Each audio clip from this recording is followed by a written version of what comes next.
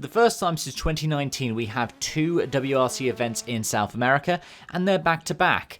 After a month off, Ueno Rally de Paraguay is the second of 3 new events to WRC in 2025. What can we expect? Join me and we'll find out.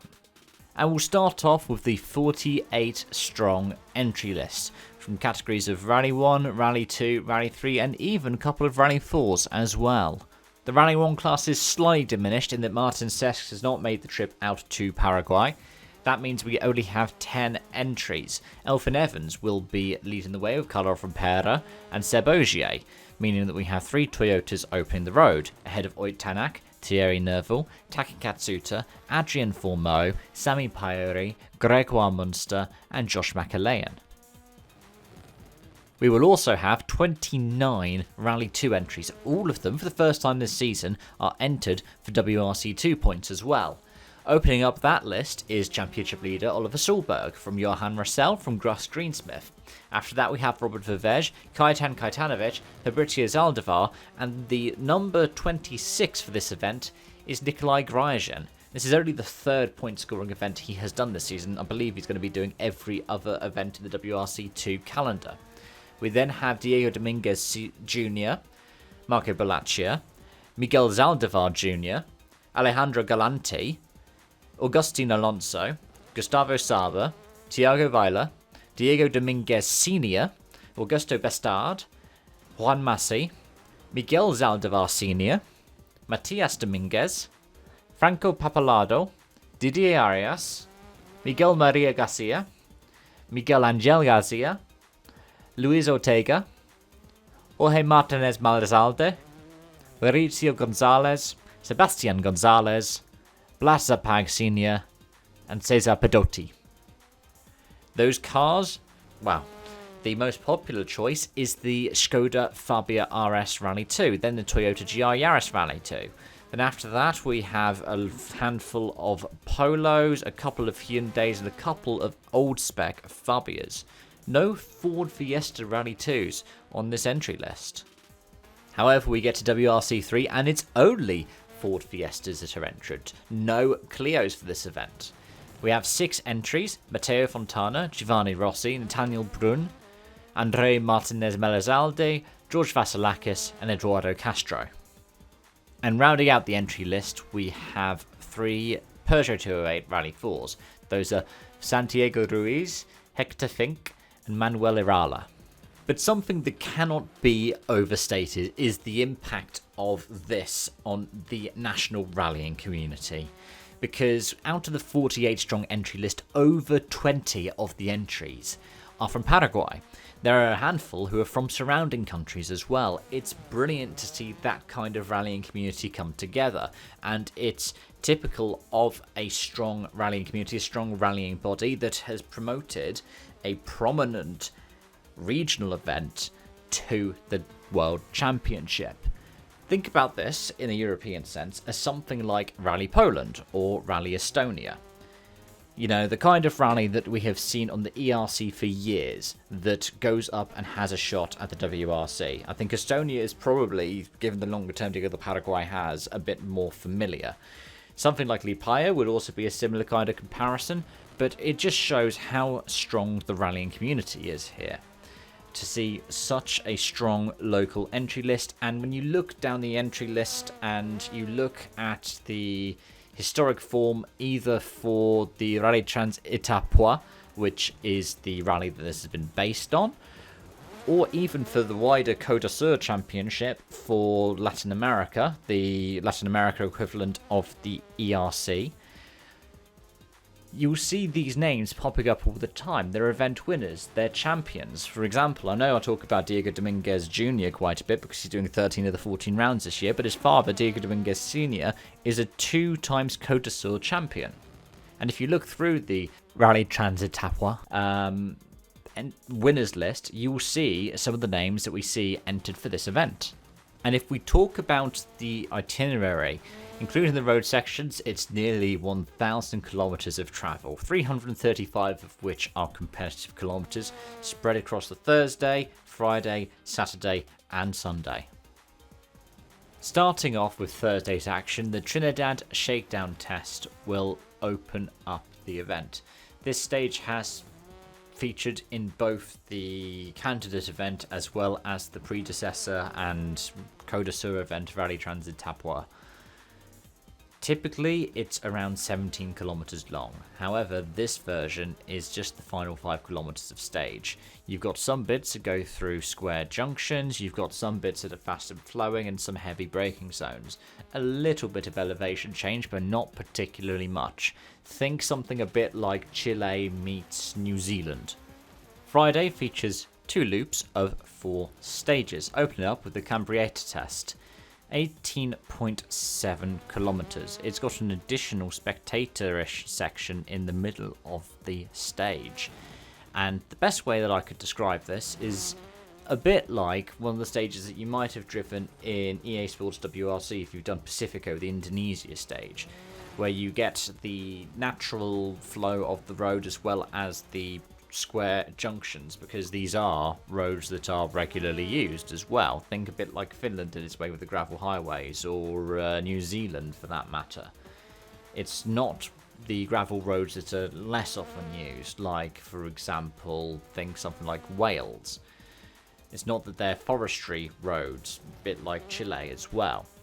These are regular roads put on a grid system with 90 lefts and 90 rights, as you see with the second test, Nueva Albarada, 19.25 kilometers. It is run in reverse from Rally Transit Tapua from earlier this year, and it has been run in this direction before as part of the candidate event last year. Yerbatera is the third test in the loop, 30 kilometers in length, elevation going from about at the low point around 100 meters above sea level, and at the high point it gets up as high as around 250 meters above sea level. Uses part of the main road and then some of the side roads along the banks of the Rio Parana, and that will put a nice setting in when it comes to the stage itself, because you can see some hills and some foresty areas in the background as well as the main river. But this is another one where you're going to see some flat out sections broken up by the occasional chicane, but also broken up by 90 lefts and 90 rights as you go onto the different side roads.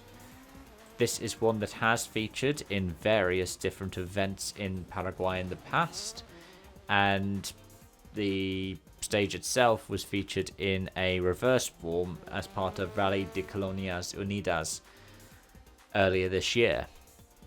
The second stage in each of the loops is the Autodromo Alfredo Shade test. It is 2.5 kilometers. It's a spectator-friendly super special test, and it has featured in both the candidate event and the Côte d'Azur event quite often as well, typically in a lap format, though I believe this one is designed to be a single lap.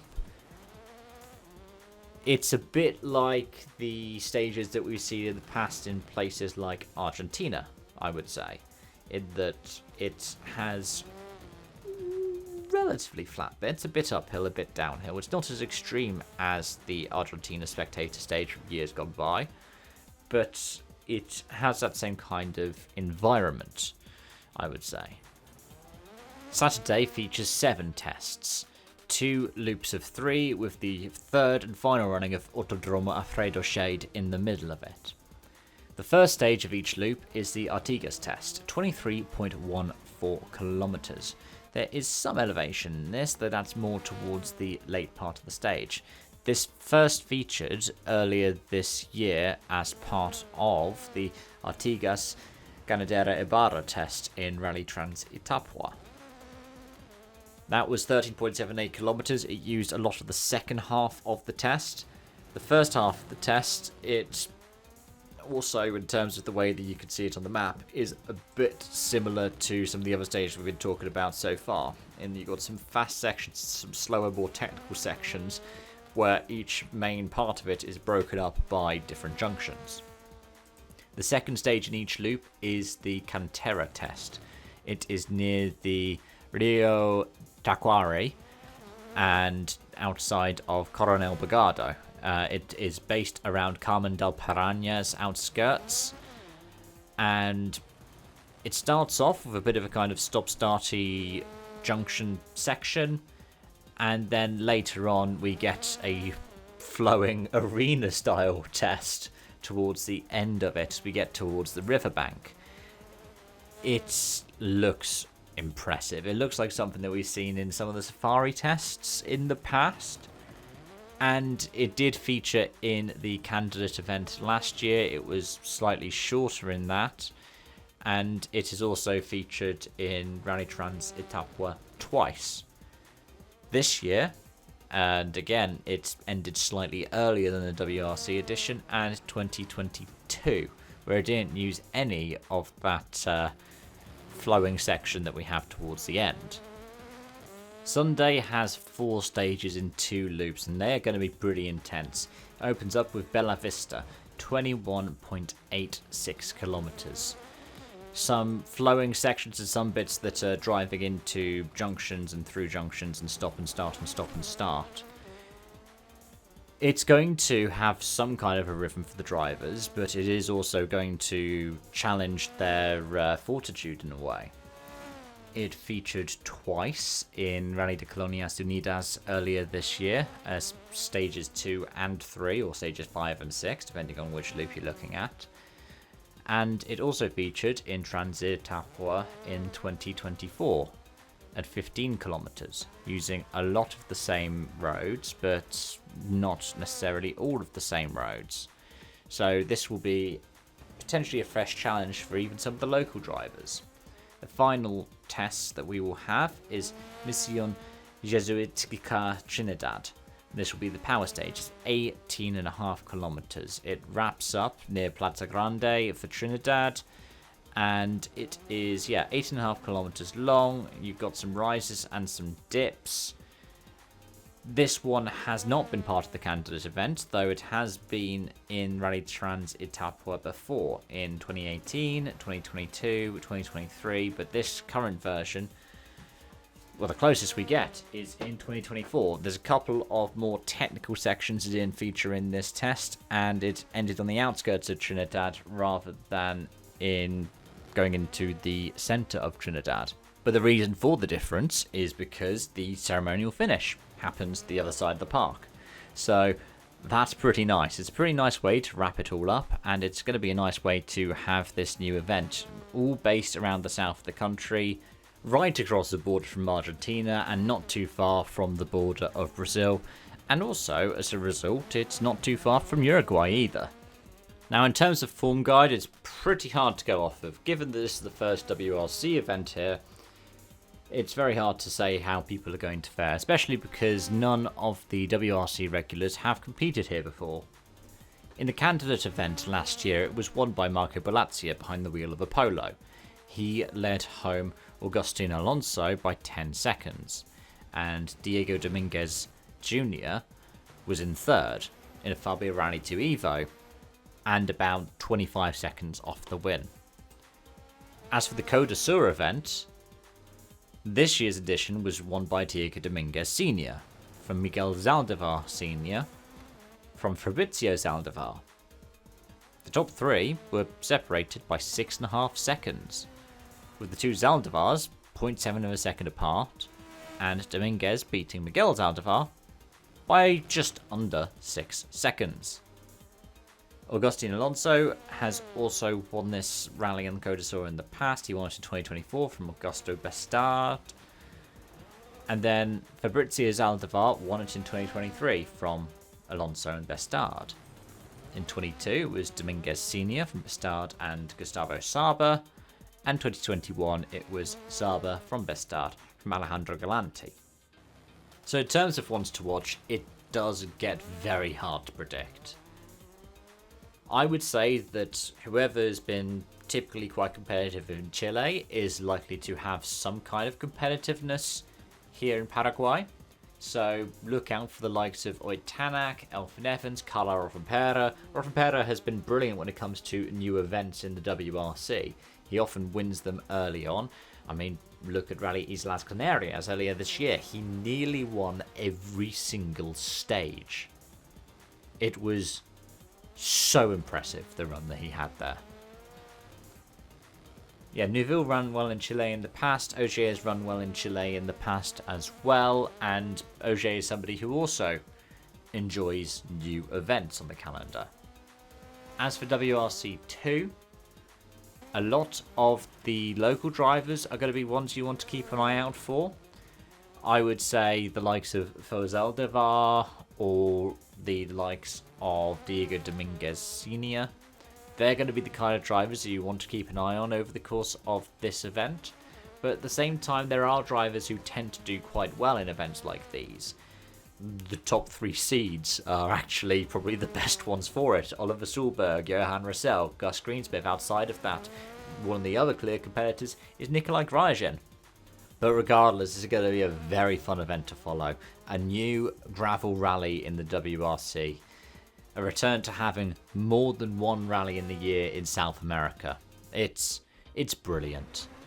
I hope that you'll join me through the event, and I hope to see you when they cross the finish line and over the podium on Sunday. Thanks for watching, folks. Until next time, it's bye-bye for now.